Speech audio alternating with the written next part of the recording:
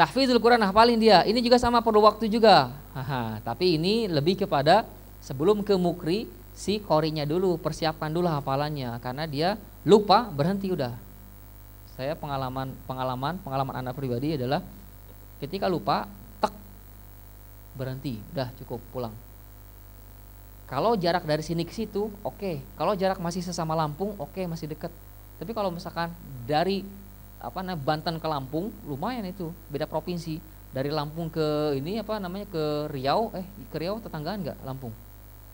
Enggak ya, maksudnya perbatasan nggak? Perbatasan Lampung sama mana? Palembang, sip, Palembang Lampung lah misalkan. Tapi nggak di perbatasan banget ya, ini Palembang, ini garis pembatasan, ini Lampung. Enggak, maksudnya jauh lah jaraknya, jarak 6 jam pulang pergi, lumayan. Dan itu jalanan kecepatan mobil itu di atas 100 sampai 140 km per jam. Nah, datang, ongkos keluar banyak, pokoknya gitulah, desek-desekan sama orang Mesir gede-gede kan, saya sendiri yang kecil. Wah, panas-panasan, datang, lupa, suruh pulang. Walaupun sekali, dan gak ada targetan, kamu sekarang setoran 5 halaman, 10 halaman, gak ada. Baca, ya udah baca sampai ayat terakhir yang kau baca. Maksudnya sampai hafalan terakhir yang kau baca. Lupa udah. Atau pas ditanya misalkan innal ladzina kafaru sawaun alaihim sawaun alaihim. Di sana hukumnya apa? Hukumnya wajib, Syekh. Wajib. Dalilmu apa? Tak, dalilnya lupa, pulang. Dan seterusnya. Karena kita pengen ngambil sanad. Dah. Oke. Tahfizul Quran. Selesai tahfizul Quran, naikin ke level berikutnya, baru qiraatul asyarah. Tapi qiraat asyarah di sini, qiraat asyarahnya sughra. Maksudnya sughra itu adalah, balik sedikit kita ke sini, dari 1 sampai nomor 7.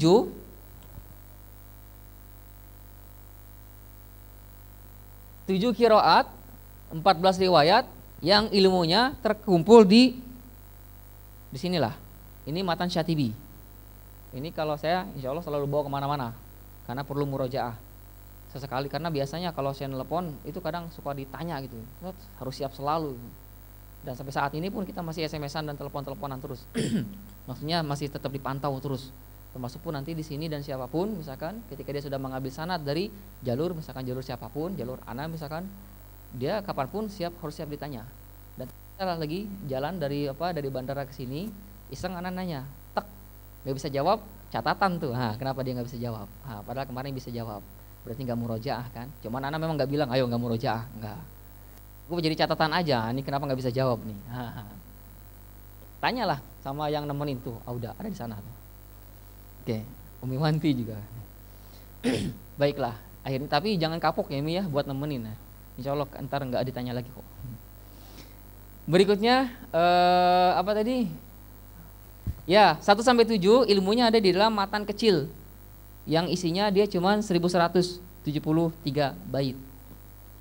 Itu jadi kholaf itu bacanya mayyasha atau mayyasha. Gimana? Yang kedua, sip, dalilnya apa? Wa fil wawi wal ya dunaha kholafun ta'ala, ada semua di sini. Kisai ketika wasyamsi wa duhaha dia baca wasyamsi wa duhiha. Dalilnya apa? Wa hamzatu minhum wal kisaiyu amala zawatil ya'i haitsu ta'assala. Hamzah dan Kisai dia mengimalahkan fathah A jadi E, A jadi E. Ketika ada A-nya itu fathah, setelah itu ada alif bengkong. Sip, itu dia. Tapi ini hanya satu jalur saja, satu jalur thoriqah saja, satu jalur saja. Maksudnya semua ini Imam Nafi' meriwayatkan ke Qalun, nanti di sana setiap riwayat itu dia punya jalur-jalur thoriqah yang cukup banyak. Hafiz itu sendiri punya jalur thoriqah. Apa itu thoriqah? Thoriqah itu adalah orang yang mengambil riwayat bacaan dari rawi. Kita pernah mendengar thoriqah Syatibiyah misalkan, itu hanya salah satu thoriqah yang ada di dalam Hafiz. Hafiz itu punya 46 jalur thoriqah. Oke. Nah, Hafiz punya 46, itu Hafiz doang. Yang lain punya juga thoriqah yang sama, yang bahkan lebih banyak lagi. Digabungkan itu semua itu ada 1000 jalur thoriqah, dan itulah di poin yang nomor 5, qiraat asyarah kubro. 10 qiraat materinya sama, Nafi, Ibnu Katsir, Abu Amr sama-sama Nafi, Ibnu Katsir, Abu Amr. Cuman bedanya adalah jumlah thoriqohnya yang lebih banyak saja. Kalau yang ini mah cuma 1 thoriqoh saja, kalau ini mah 1000 thoriqoh. Itu aja bedanya. Itu qiraat asyara kubro. Dan sip, selesai. Itu sedikit pengenalan tentang Al-Quran.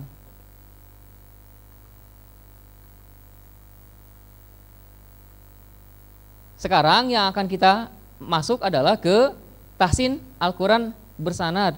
Standar dulu. Standar itu maksudnya yang standar. Standar itu yang standar orang biasanya itu. Kita bagi dulu menjadi levelnya, level dasar dulu. Di sini ada fashatul huruf. Tadi sudah ya, fashatul huruf. Bagaimana supaya huruf kita ini fasih. Dan nanti insya Allah syahadahnya kita sambungkan ke, dan pasti harus nyambung ke Rasul Sallallahu Alaihi Wasallam. Yang kedua adalah level menengah, fashatul kalimat. Nanti dia akan diuji atau dites dia untuk membaca satu kalimat tertentu. Misalkan wa minal laili fasjud lahu wasabbihhu lailan tawila. Sabbihhu. Berhenti di situ. Teng, kena. Sip. Tapi ketika dilatih sudah fashatul huruf, insya Allah bisa di sana. Sabbih. Dah. Allati akhrajatka. Tulisannya gimana?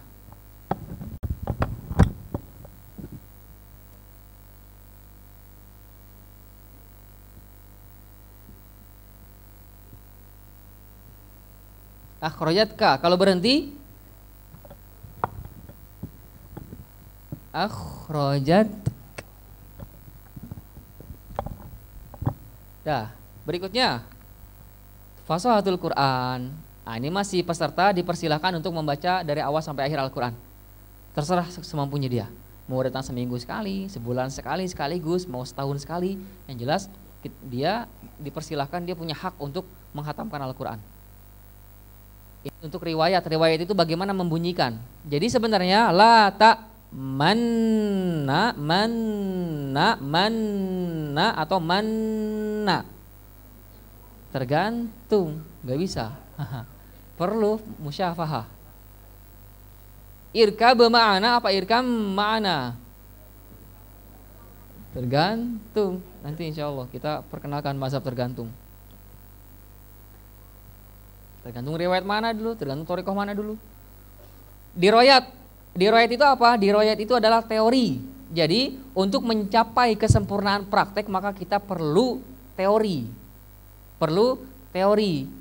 Untuk supaya kita bisa membangun sebuah bangunan ini, masjid ini, maka kita perlu teori arsitek. Ini kira-kira batunya, kira-kira ini bentuknya butuh berapa ini, semennya berapa sak misalkan, temboknya, besinya. Akhirnya jadilah bangunan masjid ini. Itu pun sama, kita pengen membangun sebuah bangunan Al-Quran, maka kita perlu teori. Nah, untuk teori ini kita juga sama, bagi menjadi 3 level. Level pertama level dasar. Level dasar itu adalah seorang diperkenalkan Al-Quran min dhimni matnil jazariyah wa tuhfatil atfal. Sesuai dengan apa yang tercatat di matan Tuhfatul Atfal dan Al-Jazari. Dan ini semua insya Allah ada sanadnya. Dan harus ada sanadnya. Kenapa? Ketika ilmu itu tidak disertai dengan sanad, maka seperti yang dikatakan Imam Ibnul Mubarak, al-isnadu minad din. Sanad itu adalah bagian yang tidak terpisahkan dari agama. Laulal isnadu laqala man syaa ma syaa. Kalaulah bukan karena sanad, maka orang itu akan berbicara apa yang dia suka. Maksudnya berbicara sesuka hatinya. Oke. Yang kedua, level menengahnya adalah matan Syatibi dan Durrah al-Mudhi'ah yang membicarakan tentang qiraat yang 3 setelah yang 7 tadi. Level terakhir matan Thayyibah an-Nashr. Ini matannya. Lumayan udah agak lecek. Ini lebih sedikit matanya dari matan Syatibi, dia cuma 1015 doang. Matan Syatibi 1173. Ini lumayan hemat beberapa bait. Oke. Inilah, terus kita yang mana? Kita sekarang insya Allah yang fashatul huruf. Istilahnya kita makan ayam goreng aja dulu. Nah. Ya, selesai, habis. Oke, sekarang jam 11:19. Sebelum kita masuk ke agenda fashatul lisan, Untuk muqaddimah atau untuk pembukaan ini barangkali ada pertanyaan, silakan. Mungkin kita maksimal 2 pertanyaan saja dulu. Kalau tidak ada ya berarti kita ice breaking dulu, setelah itu kita lanjut sampai mungkin jam berapa? Azan berkumandang? Berapa? Jam 12 kurang 5 menit ya? Ya. Kita bisa mau bertanya, silakan. Assalamualaikum warahmatullahi wabarakatuh. Nama Syarifuddin dari Metro. Dari mana? Metro. Mitung. Metro. Metro. Iya. Setelah mengikuti pembukaan ini, saya malah jadi takut Ustadz kalau baca Al-Quran gitu ya. Iya, gitu kan ya. Kenapa setelah kita itu mencoba baru bilang beberapa persennya saja kita udah ada perasaan takut nanti kalau baca Al-Quran banyak yang salah sehingga kita takut dosa Ustadz. Nah itu yang pertama. Yang kedua, kita dari Metro itu rata-rata guru Ustadz. Rata-rata yang kita bawa guru tahsin seperti itu. Setelah mengikuti materi ini, itu tadi ternyata apa yang selama ini kita sampaikan, apa yang selama ini kita ajarkan kepada anak-anak didik kita itu ternyata masih jauh dari apa yang Ustadz sampaikan tadi. Nah, jadi muncul kekhawatiran kita itu mewariskan ilmu yang salah itu tadi Ustadz. Jadi mohon nasihatnya kepada kita dan pada khususnya pada guru-guru kita di Metro Guru Tahsin. Jazakallah. Assalamualaikum warahmatullahi wabarakatuh. Ini pertanyaan yang sangat sangat mukhlis sekali gitu. Pertanyaan yang sesungguhnya keluar dari hati nurani. Karena jangankan antum, ana juga sama seperti antum. Awalnya merasa sebelum ke Mesir itu merasa semuanya sudah bahkan mengajar di sekolah-sekolah, di SMA segala macam. Tapi ketika intinya kita samalah. Terus gimana dong? Maka nasihatnya adalah ini nasihat dari orang sebelum ana juga. Pertama, Allah itu maha tahu. Apa yang kita lakukan itu ngajar benar atau salah itu Allah maha tahu. Sebenarnya itu benar atau salah. Walaupun menurut kita mungkin benar ya, menurut kita benar. Terus yang kedua, untuk mengamalkan sesuatu itu kan gak mesti nunggu sempurna dulu, kan? Ayat saja kita dapatkan, sampaikanlah itu. Gak mesti nunggu satu Al-Quran dulu kita hafalkan. Satu ayat aja kita dapatkan. Balighu anni walau ayah. Terus yang ketiga, untuk mengatasi nyamuk itu gak mesti harus dengan ilmu kita bisa membuat bom nuklir. Untuk bisa mengatasi satu ekor nyamuk, maka yang perlu kita ketahui itu nggak perlu mengenal ilmu bom nuklir dulu baru bisa mematikan nyamuk, nunggu nyamuk. Nah, ngerti maksudnya? Ketika ayah-ayah kita, bunda-bunda kita mengajarkan kita pas lagi masih kecil, apakah si ayah bunda itu dia harus harus dapat level tertinggi dulu dari Al-Quran baru ngajarin kita? Ya, keburu tua lah kitanya. Minimal untuk tahapan dasar ya nggak apa-apa, sampaikan aja. Karena insya Allah sama. Tinggal yang terpenting itu adalah upgrading. Upgrading itu, dan kita perlu memiliki sandaran bacaan sama siapapun itu. Sama siapapun itu perlu memiliki sandaran bacaan atau sanad itu yang tersambung ke Rasul harus. Dan bukan kepada sesuatu yang majhul, yang tidak diketahui. Karena Al-Quran itu bukan sumbernya dari Ustadz A, bukan dari Ustadz B, Ustadz C, tetapi dari Rasul. Adapun adanya ustadz-ustadz yang mengajarkan Al-Quran, yang tersambung sanadnya ke Rasul, itu hanya perantara saja. Makanya dikatakan di sana tsumma auratsna, kami wariskan. Kenapa pakai kata kami? Karena di sana ada elemen lain yang terlibat, yaitu hamba-hambanya turun temurun. Jadi demikian mungkin bisa jadi nggak usah khawatir Ustaz, nggak apa-apa, sampaikan saja. Paling nanti tinggal selanjutnya adalah improvisasi dan upgrading. Satu lagi.